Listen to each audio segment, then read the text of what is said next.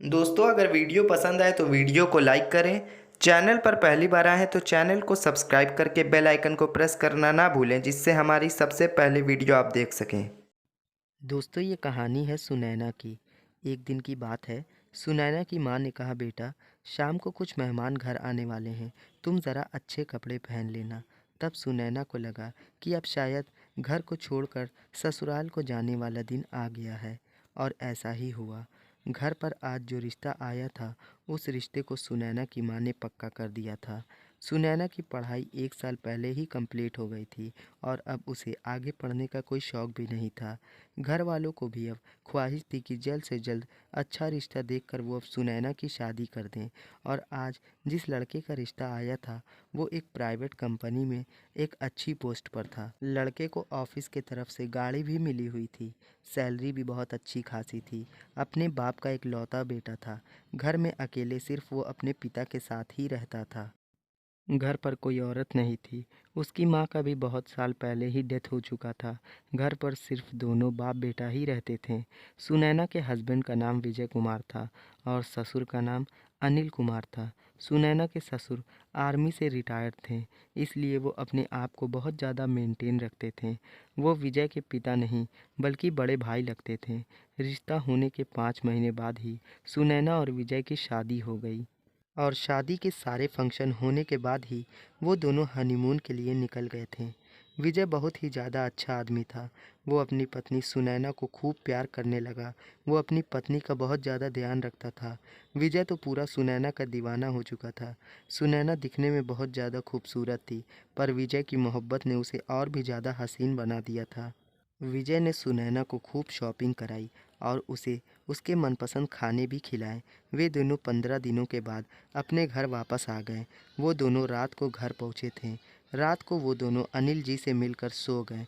सुबह अनिल जी अपने बेटे के बेडरूम में जाकर अपने बेटे और बहू को जगा दिया।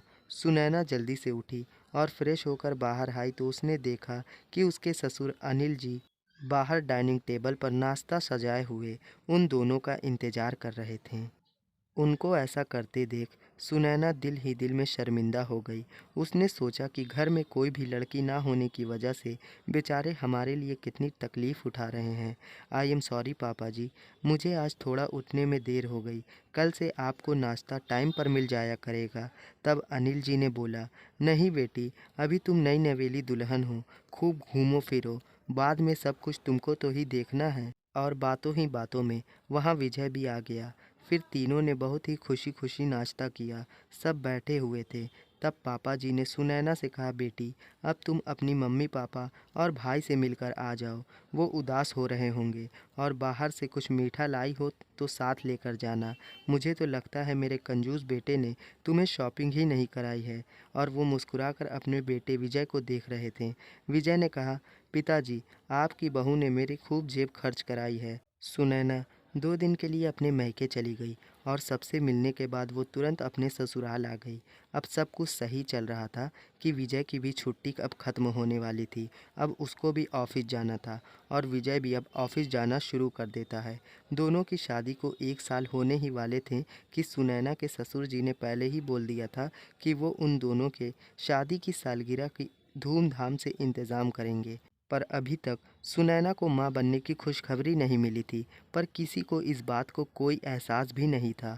और विजय तो सुनैना से यही कहता रहता कि अभी हम पहले खूब ज़िंदगी में घूम लेंगे, इंजॉय कर लेंगे, ज़िंदगी को जी लेंगे, फिर बच्चे के बारे में सोचेंगे। सुनैना को भी कोई दिक्कत नहीं थी। उन दोनों की ज़िंदगी सुकून से कट रही थी। विजय अपने पिताजी की मोहब्बत देखकर बहुत खुश था। विजय ने सुनैना से ये भी बताया कि सिर्फ विजय के परवरिश के ही नाते उसके पिता ने दूसरी शादी नहीं की, नहीं तो अभी भी औरतें उनसे शादी करने के लिए दिलचस्पी रखती हैं, पर मेरी शादी के बाद वो बहुत अकेला महसूस करते हैं। इतनी बातें अपने पति विजय के मुंह से सुनने के बाद सुनैना को बहुत बुरा लगता है और वो अगले दिन से एक बेटी की तरह उनके खाने पीने से लेकर पहनने तक का इंतज़ाम करती थी। सुनैना घर का काम करने के बाद जब टाइम मिलता तो दोनों ससुर बहू साथ बैठकर टीवी देखते देखते वो दोनों एक दूसरे से बातें करते थे। साथ साथ में कोई ना कोई काम करती रहती थी और वो सुनैना की मदद भी करते थे। कोशिश करते रहते थे कि वो हमेशा अपनी बहू को खुश रखें। सब कुछ सही चल रहा था कि तभी शादी की सालगिरह का दिन आ गया। इस बार पापा जी ने बहुत ही बड़े पैमाने पर धूमधाम से पार्टी की तैयारी की थी। इस बार सुनैना के मायके वाले भी शामिल थे। सुनैना अपने कमरे में तैयार हो रही थी। सुनैना के पति विजय ने सुनैना को एक गोल्डन कलर की साड़ी लेकर दी थी और उसके साथ गोल्डन का खूबसूरत सेट भी विजय ने दिया था और उसने कहा था, सुनैना आज दिखने में तुम्हें दुल्हन की तरह होना चाहिए। सुनैना अकेले अपने कमरे में तैयार हो रही थी। सुनैना ने साड़ी को इस्त्री करके बेड पर फैला दिया, फिर ब्लाउज़ और पेटीकोट पहनकर मेकअप करने लगी। सुनैना का इरादा था कि मेकअप और हेयर स्टाइल बनाकर साड़ी पहन लूँगी। अभी बाल थोड़े से गीले थे। सुनैना ड्रेसिंग टेबल के सामने खड़ी थी और क्रीम लगा रही थी कि तभी दरवाजे से आवाज़ देते हुए पापा जी बोले, बेटी विजय कहाँ है? और वो बेडरूम के अंदर आ गए।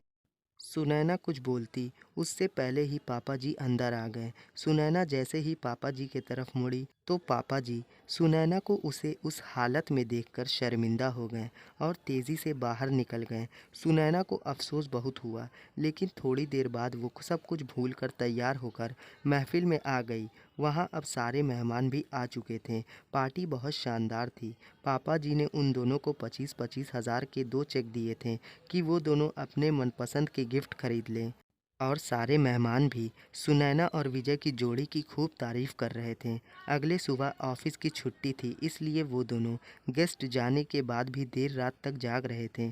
फिर करीबन आधी रात दोनों अपने बेडरूम में सोने चले गए। सुबह जब सुनैना की आँख खुली तो 11 बज रहे थे। सुनैना बेडरूम से उठकर बाहर चली आई। विजय अभी तक सो रहा था क्योंकि वो रात में बहुत ज़्यादा थक गया था। बाहर डाइनिंग टेबल पर पापा जी बैठे हुए थे। उनके सामने नाश्ता रखा हुआ था और वो किसी गहरी सोच में गुम थे। तब सुनैना ने कहा, गुड मॉर्निंग पापा जी। अनिल जी चौंक पड़े और बोले, आओ बेटा बैठो। आज मैंने तुम दोनों के इंतज़ार किए बिना ही नाश्ता शुरू कर दिया। मैंने सोचा तुम दोनों लेट उठोगे। सुनैना बोली, कोई बात नहीं पापा जी। कुछ देर बाद विजय भी नहा धोकर बाहर आ गया। उसके बाद दोनों ने साथ बैठकर नाश्ता किया। कल रात के पार्टी के गिफ्ट खोल कर देखने लगे। सब लोगों ने बहुत ही अच्छे अच्छे गिफ्ट दिए थे और अब सब कुछ सही चल रहा था। पर सुनैना देख रही थी कि पापा जी अब कुछ चुप चुप से रहने लगे हैं। अब ना तो वो पहले जैसा सुनैना के साथ बैठकर टीवी देखते, ना ही उससे अच्छे से बात करते। ये बात सुनैना अपने पति से बताती है। विजय थोड़ा डर गया कि कहीं पिताजी की तबीयत तो ख़राब नहीं, जिस वजह से वो पिताजी को डॉक्टर के पास रूटीन चेकअप के लिए लेकर चला जाता है। डॉक्टर के मुताबिक सब कुछ नॉर्मल था, बस बीपी थोड़ा सा हाई था। वो भी कुछ दवा खाने के बाद सही हो जाता और फिर वो खुद धीरे धीरे ठीक हो गए। पर सुनैना ने गौर किया कि जब वो कोई काम करते करते पापा जी की तरफ मुड़ती तो देखती कि वो बहुत गौर से सुनैना के अंगों को देख रहे होते। उनके आंखों में अजीब सी चमक होती थी। सुनैना अक्सर किचन में काम करते वक्त रुपट्टा नहीं ओढ़ती थी और अगर कभी रुपट्टा रखती भी थी तो वो उसके कंधे पर पड़ा हुआ होता था। एक दिन की बात है, सुनैना फर्श धुल रही थी तो उसे लगा कि पीछे से उसे कोई देख रहा है। उसने मुड़कर देखा तो पापा जी अपने कमरे में से उसे देख रहे थे। फर्श धुलते हुए सुनैना के कपड़े भीग गए थे, जिस वजह से उसके कपड़े जिस्म से चिपके हुए थे। पापा जी की नज़र अब हट नहीं रही थी, जिस वजह से सुनैना अब घबराहट में जल्दी जल्दी काम करने लगी। काम खत्म करने के बाद सुनैना अपने कमरे में चली गई और बेड पर बैठकर आज की सारी बातें सोचने लगी।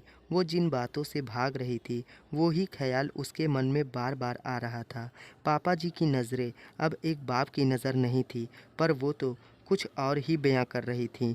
आज सुनैना ने दोपहर का खाना भी नहीं बनाया था। सुनैना अपने कमरे में थी कि अचानक पापा जी अंदर चले आए और पूछने लगे, बेटा तुम्हारी तबीयत ठीक है ना?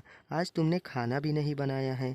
और ये कहकर वो सुनैना के बगल में बैठ गए। सुनैना बोली, पापा जी बस आज तबीयत थोड़ी सी अजीब सी हो रही है, इसलिए खाना नहीं बना सकी।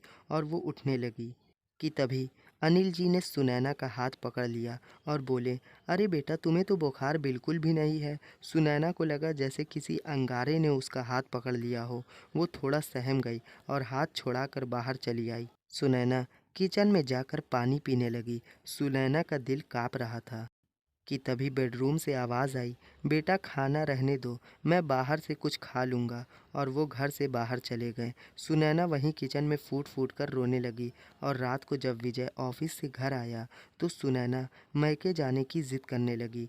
विजय ने देखा कि सुनैना बहुत परेशान दिख रही है तो उसने सुबह तुरंत ही सुनैना को मैके छोड़ दिया और उधरी से अपने ऑफिस के लिए चला गया। 4 दिन हो गए थे। विजय का फ़ोन आया, सुनैना अब आ जाओ, मुझे खाना बनाने और ऑफिस जाने में बहुत दिक्कत हो रही है और पिताजी भी तुम्हें बहुत ज़्यादा मिस कर रहे हैं। अब सुनैना विजय से क्या बताती? वो तो अपनी माँ से भी ये नहीं बता सकती थी। आखिर कौन उसकी बात पर यकीन कर पाता? और 5वें दिन विजय खुद सुनैना को लेने आ जाता है। सुनैना की माँ का ये कहना था कि पति को ज़्यादा देर तक अकेले नहीं छोड़ते। और वो बेचारी सहमी हुई वापस आ गई। पापा जी ने दरवाज़ा खोला और तुरंत सुनैना को आशीर्वाद देकर उसे सीने से लगा लिया और उसके सर को अपने हाथों से चूमने लगे। विजय गाड़ी खड़ा कर रहा था और दूर से ही बहू ससुर की ऐसी मोहब्बत देख वो बहुत खुश हुआ। और सुनैना अपने बेडरूम में चली गई। अब विजय कपड़ा बदलकर ऑफिस जाने की तैयारी करने लगा था। अब वो अपने ससुराल में ही डर डर कर रहने लगी थी और पापा जी को तो अब पता चल चुका था कि सुनैना ने उनकी गंदी नीयत को भांप लिया है। तब पापा जी खुलकर सामने आ गए। अब सुनैना नहीं, पापा जी के साथ नाश्ता करना छोड़ दिया था और वो अपने पति विजय के साथ ही नाश्ता कर लेती थी और वो टीवी भी बैठकर साथ में नहीं देखती थी। जब भी अब पापा बाहर चले जाते, वो जल्दी जल्दी घर के काम करके बेडरूम में चली आती थी। और अब सुनैना घर में ढीले ढीले कपड़े पहनना शुरू कर देती है। अब सुनैना दोपहर का खाना बनाकर अपने बेडरूम में खाती थी और रात में जब उसका पति विजय ऑफिस से घर आ जाता था तो तीनों साथ बैठकर खाना खाते थे। पापा जी भी अपने बेटे के सामने सुनैना की खूब तारीफ करते थे। विजय बहू और ससुर की ऐसी मोहब्बत देखकर बहुत खुश होता था। वाह, बहू और ससुर की कितनी अच्छी मोहब्बत है। पर सुनैना सब कुछ सच्चाई जानती थी और वो अंदर ही अंदर घुटती रहती थी। इसी सोच ने उसको धीरे धीरे बीमार करना शुरू कर दिया और एक दिन सुनैना की तबीयत बहुत ज़्यादा ख़राब हो गई। सुनैना को बहुत तेज़ बुखार चढ़ गया और विजय ने भी सुनैना को सुबह उठने से मना कर दिया। वो खुद ही सुबह उठता और नाश्ता बनाकर सुनैना को दवा देकर ऑफिस चला जाता था। सुनैना को इतनी ज़्यादा तेज़ बुखार था कि उसे होश नहीं था। वो अपने कमरे में दोपहर को लेटी हुई थी कि उसको जैसे महसूस हुआ कि उसके सर पर किसी ने हाथ रखा हुआ है।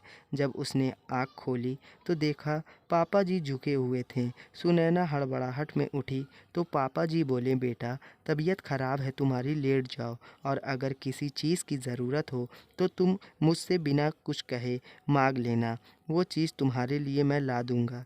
विजय ऑफिस जाने से पहले मुझसे कहकर गया है कि पापा आप सुनैना की खूब अच्छे से देखभाल करिएगा। सुनैना पापा जी से बोलती है, नहीं पापा जी, मैं बिल्कुल ठीक हूँ। और वो उनसे हटकर बाथरूम में चली जाती है। बाथरूम में वो थोड़ी देर बैठकर सोचती रहती है। कुछ देर बाद में बाहर निकलती है तो देखती है पापा जी कमरे में नहीं हैं। वो तुरंत दौड़कर कमरे में चली जाती है और अंदर से जाकर दरवाजे को लॉक कर लेती है। और शाम को जब ऑफिस से विजय घर लौटता है तो वो दिखता है कि सुनैना की तबीयत बहुत ज़्यादा ख़राब है। इस वजह से वो 2 दिन ऑफिस की छुट्टी ले लेता है और दूसरे ही दिन वो तुरंत सुनैना को डॉक्टर के पास लेकर जाता है। डॉक्टर चेकअप करने के बाद बताते हैं कि कोई ऐसी बात नहीं है, बस सुनैना को बेड रेस्ट की ज़रूरत है।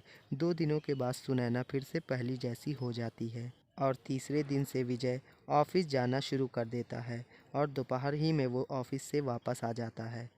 और ऑफिस से आने के बाद सुनैना से कहता है मुझे ऑफिस के काम से 2 दिनों के लिए बाहर जाना होगा, इसलिए तुम्हें और पापा जी को घर पर रहना होगा और अगर तुम्हें कुछ दिक्कत आती है तो तुम पापा से बेझिझक बता देना, वो तुम्हारा पूरा ख्याल रखेंगे। सुनैना ये बात सुनते ही कहती है ठीक है विजय जी, आप मुझे अपने मायके छोड़ दीजिए और आप 2 दिन के लिए ऑफिस चले जाइए। ये बात सुनते ही विजय बोलता है नहीं सुनैना, पिताजी की भी तबीयत बहुत ज़्यादा ख़राब है। मैंने डॉक्टर को जब चेक कराया था तो डॉक्टर बता रहा था कि उनका बीपी हाई है। डॉक्टर ने कहा कि इनको देखभाल की ज़रूरत है। ऐसे में अगर हम दोनों उन्हें छोड़कर चले जाएंगे तो पापा जी का ध्यान कौन रखेगा। ये बात सुनते ही सुनैना अपने पति के कपड़े पैक कर देती है और ये बात जैसे ही विजय ने अपने पिताजी से बताई वो तुरंत ही बीमार होने का नाटक करने लगे ताकि सुनैना अपने मैके ना जाए। कुछ देर बाद विजय चला गया। सुनैना ने रात में खिचड़ी बनाई और प्लेट में खिचड़ी को लेकर वो पापा जी के कमरे में गई और उन्हें खाना देकर तुरंत अपने कमरे में चली आई। आज पापा जी का मूड शांत सा था। सुनैना ने सोचा शायद पापा जी को गलती का एहसास हो गया है। वो दवा लेकर जैसे ही वापस लौटे उन्होंने कहा बेटा मैं अपने कमरे में दवा खाकर आराम करूँगा और तुम्हारी भी तबीयत ठीक नहीं है, तुम भी अपने कमरे में जाओ और आराम करो। अगर किसी चीज़ की ज़रूरत होगी तो मैं तुम्हें बुला लूँगा। ये बात सुनते ही सुनैना की जान में जान आई और वो अपने बेडरूम में चली गई। सुनैना को नींद नहीं आ रही थी इसलिए वो बेडरूम में बैठकर टीवी देख रही थी। रात के 10 बज रहे थे कि तभी अचानक से बेडरूम का दरवाजे पर आवाज़ आई। खटखटाते हुए पापा जी बोल रहे थे बेटा दरवाज़ा खोलो, मेरा बीपी हाई हो गया है, मुझे चक्कर आ रहे हैं, मेरे बदन में भी बहुत ज़्यादा दर्द हो रहा है। अंदर बैठी सुनैना घबरा गई कि कहीं पापा जी की दरवाज़ा खुलवाने की ये कोई चाल तो नहीं। पर सुनैना बेचारी क्या करती, वो दरवाज़ा नहीं खोलना चाहती थी। लेकिन बाद में सुनैना ने सोचा कहीं पापा जी की सच में ज़्यादा तबीयत तो ख़राब नहीं, जिस वजह से वो बहुत ज़्यादा डर गई और वो तुरंत ये सोचती है कि अगर पापा जी को कुछ हो गया तो मैं अपने पति को क्या जवाब दूंगी। किताबी दरवाज़ा बाहर से आवाज़ आने लगी, बेटा मुझे हार्ट अटैक आ रहा है, प्लीज़ दरवाज़ा खोलो। जैसे ही सुनैना ने दरवाज़ा खोला पापा जी ने दर्द से कहते हुए सुनैना का हाथ पकड़ लिया। सुनैना डर गई, सोची कहीं ये पापा जी की चाल है और कहने लगे बेटा प्लीज़ डॉक्टर को फ़ोन करो। सुनैना और ज़्यादा डर गई पर अभी भी पापा जी ने सुनैना का हाथ पकड़ा हुआ था। सुनैना थर थर थर काँप रही थी और अपना हाथ छुड़ाने के लिए उसने धीरे से पापा जी को धक्का दिया और वो सीढ़ी से गिर गए। पर इस बार पापा जी का सच में तबीयत बहुत ज़्यादा ख़राब थी और सीढ़ी से गिरने की वजह से उनका हार्ट अटैक आ गया। सुनैना पापा जी को सीढ़ी से गिरता हुआ देख घबरा गई। वो तुरंत उनके करीब गई तो उसने देखा पापा जी खून से लथपथ थे और बहुत ज़ोर से चीख लगाई और बेहोश हो गई। जब होश आया तो देखा पापा जी की अर्थी सामने थी। विजय का रो रो कर बहुत बुरा हाल था। विजय अपने पिता का इकलौता बेटा था, इसलिए वो इस दुनिया में अपने पिता से बहुत ज़्यादा प्यार करता था। अब धीरे धीरे पापा जी की मौत को 1 महीने हो चुके थे। 1 महीने के बाद सुनैना की तबीयत थोड़ी बिगड़ने लगी। तब विजय थोड़ा घबरा गया और वो तुरंत सुनैना को डॉक्टर के पास लेकर गया। डॉक्टर के पास ले जाने के बाद डॉक्टर ने बताया सुनैना माँ बनने वाली है। सुनैना की खुशी का तो कोई ठिकाना ही नहीं था और विजय भी बहुत ज़्यादा खुश था। दोस्तों, पापा जी सुनैना को अब बेटी की नज़रों से नहीं देखते थे, जिस वजह से सुनैना के मन में डर बैठ गया था और वो उस दिन घर पर अकेली थी, जिस वजह से पापा जी की ऐसी तबीयत खराब हुई। उसने सोचा कि पापा जी नाटक कर रहे हैं, पर पापा जी की तबीयत सच में खराब थी। अगर पापा जी ऐसी हरकत नहीं करते तो आज उनका ऐसा अंजाम नहीं होता। इसलिए दोस्तों, हमें हमेशा अपने रिश्ते को संभाल कर रखना चाहिए और हमें दूसरों की बेटी को भी अपनी बेटी की तरह मानना चाहिए। तभी इस दुनिया में हमारी इज्जत होगी।